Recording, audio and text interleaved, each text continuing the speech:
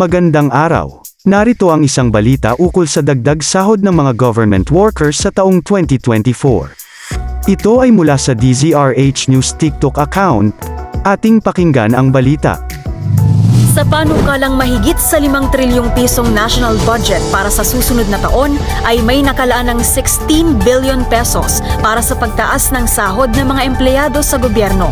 Yan ang inanunsyo ni Department of Budget and Management o DBM Secretary Amina Pangandaman nang tanungin ni House Deputy Minority Leader Franz Castro kung mayroong pagtaas sa sahod sa mga government workers sa 2024. Ayon sa kalihim, 48 million pesos ang budget para sa Governance Commission for Government and Owned Controlled Corporation o GCG na siyang mangangasiwa para sa pagre-review at pagsusuri ng compensation and position classifications sa gobyerno. Inaasahan anyang matatapos ito sa Oktubre. Paliwanag ni Pangandaman, mayroong nakalaang 16.95 billion pesos para sa salary increase ng government workers. Sinabi naman ni Castro na ang halagang ito ay hindi sapat sa dagdag sahod para sa mga empleyado ng gobyerno.